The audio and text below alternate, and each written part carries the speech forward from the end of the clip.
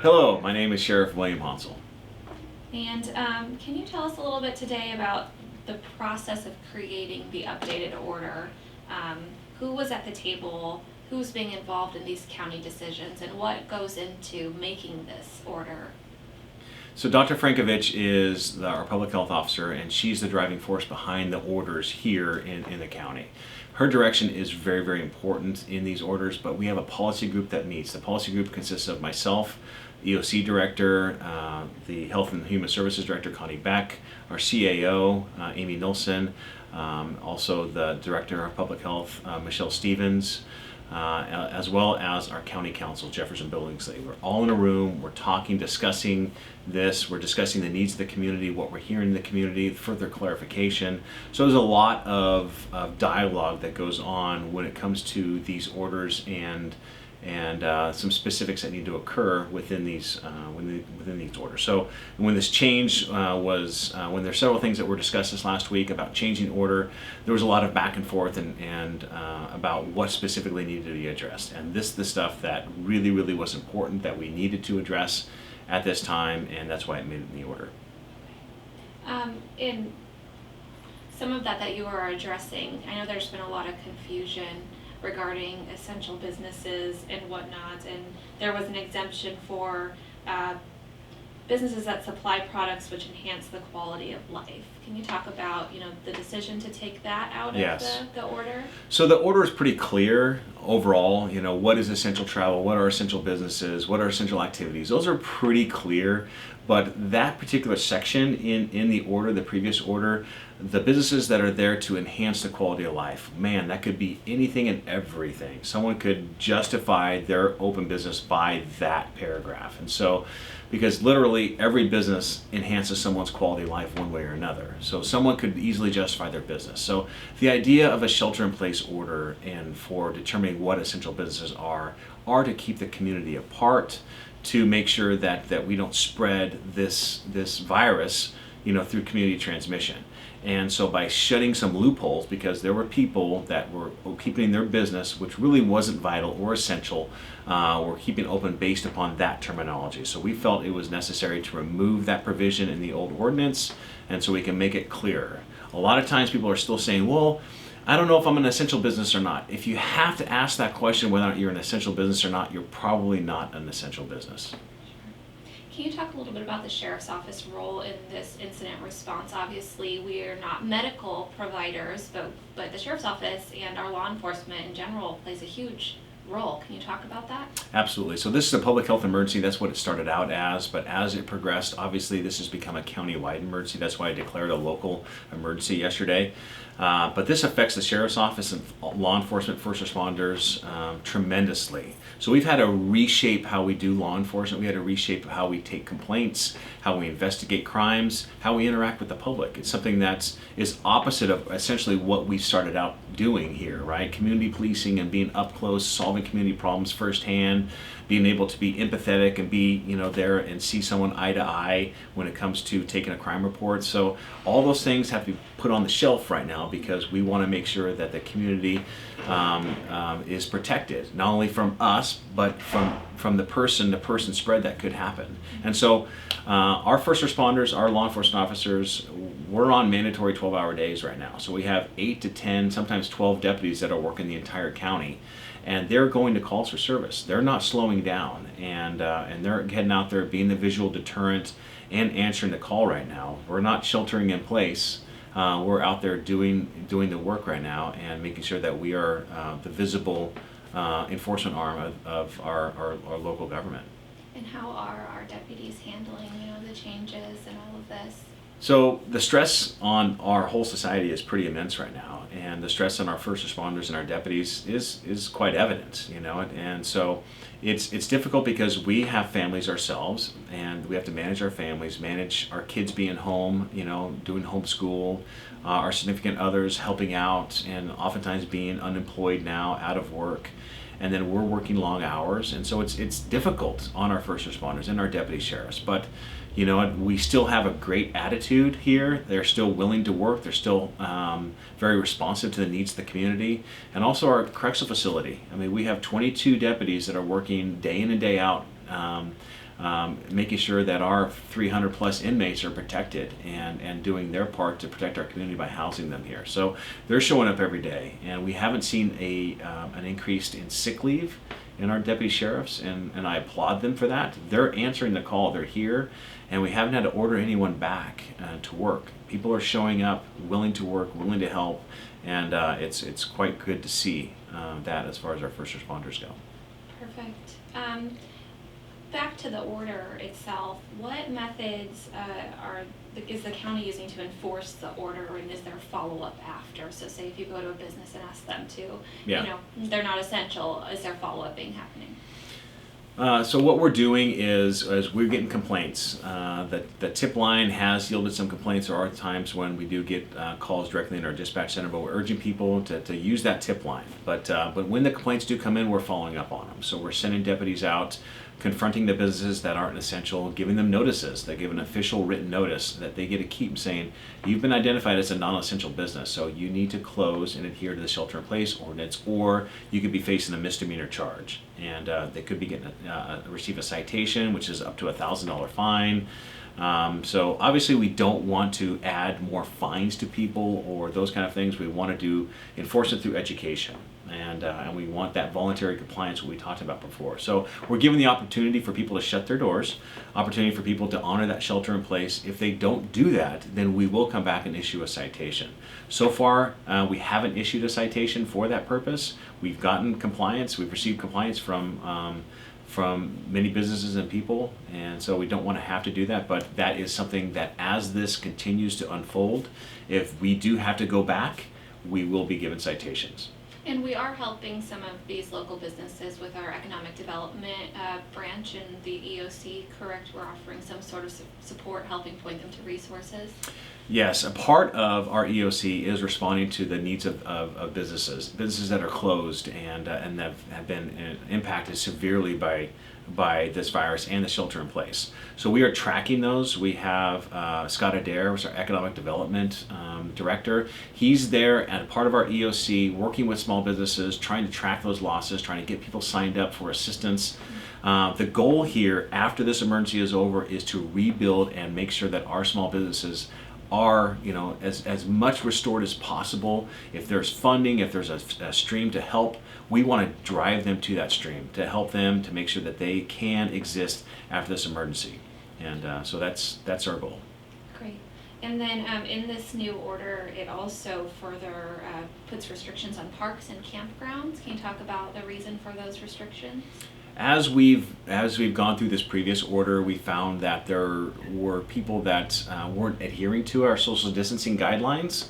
They were playing at parks, playgrounds. They were at basketball hoops, places, basketball courts, tennis courts, congregating at golf courses, and those kind of things. So the public health director felt like it was necessary to get more stringent on these type of things and spell it out, saying these parks have to be closed that have these communal play areas, these courts, to ensure that the community transmission does not occur. So we have to be more explicit in there.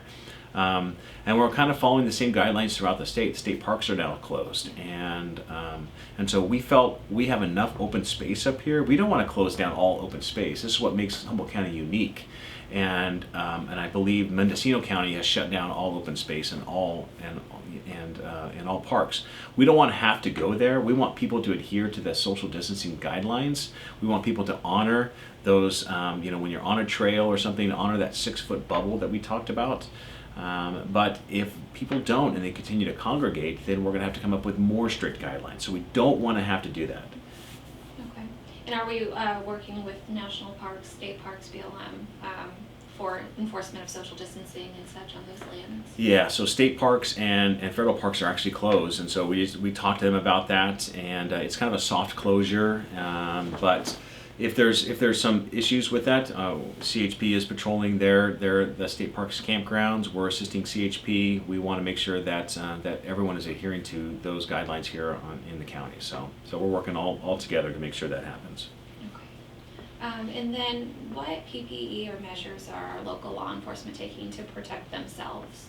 So law enforcement has rubber gloves that they use, latex gloves. We have eye protection and also our N95 masks. So if they have a need to wear that equipment, they will out there in the scenes. And so you may see them show up looking like EMS personnel, but they're going to be in deputy uniform. They're going to be in law enforcement uniform with the mask, with the goggles. You can't be too safe in this time right now. Right now, the general guidelines is the community doesn't necessarily need to have masks, but we are exposing ourselves in law enforcement to the unknown. And so we don't know who's affected and who's not. And so if there is any need to don the personal protective equipment, our deputies will do that, and they've been supplied with that equipment, and so you may see that as the time goes on. And some people are wondering about closing the county borders. Sure. I know we've talked about that before, but what would it take? Is that something that's even on the table at this point? So shutting down the county is the last thing we want to do. I mean, our county depends on commercial travel coming here to deliver services and goods. And so we're depending on that. Shutting down the entire county would be detrimental in the economy. And all that stuff is something that we would have to coordinate through the state. We don't have the resources to put checkpoints on all 6 areas of the county, and making sure there's someone at all the airports. It's going to be impossible to do. So what we want to do is, again, do things like this order did. We want to restrict travel. There's essential travel only in the county. That's what the order tells you. And so vacationing is not essential travel. So we've pushed that out there. That's why vacation rentals and motels and short-term stay places, those are shut down. We cannot allow that to happen, and unless you're a part of the essential services or essential businesses, or a part of an essential worker, coming in here. Traveling nurses, doctors, utility workers, they still have to have a place to stay. So they're able to come here and stay. But other than that, we don't want people to vacation here at this time. We don't want, the Bay Area folks coming up here and trying to retreat, what's happening in the Bay Area, and then further affecting our people here. The fact is that our hospitals are set up for our population. And so if we have more people that come into Humboldt County from these other areas, the needs from the county are going to get a lot higher, and we're not going to have the bed space that it's going to take to fight a potential huge outbreak here. So we want people to stay in their counties, deal with the medical systems in their counties. We want to deal with our people here, and if we have a spike in people having COVID and they need hospitalization, we want our hospital beds to be used for our people. And there's been a lot of calls to shut the airport down from the community. Whose call is that? So it's a call that has to be made through the governor or the president. So shutting down FAA flight operations is something that I think people see as an easy fix for a really small problem here. I mean, when you look at all the travelers that come in and out of Humboldt County, the airport is the least amount of travelers that actually come into Humboldt County.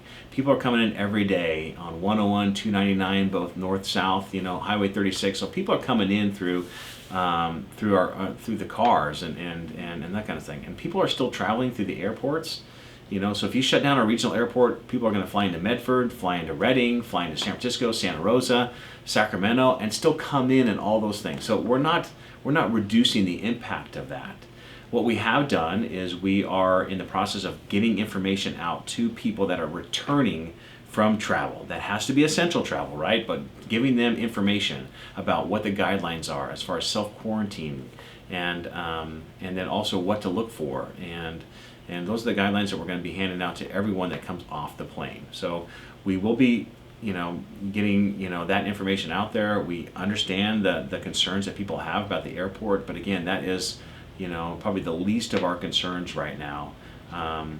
Travel is a concern, but through the airport is not the worst that's occurring. Can you talk about the eviction moratorium? I think that people think that they don't need to pay their rent, so I'd like to clear that up.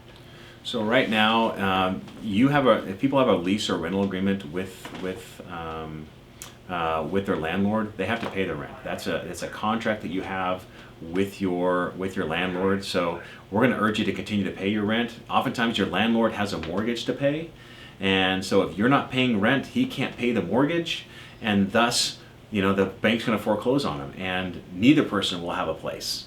And so we want to prevent homelessness from occurring after this emergency is over.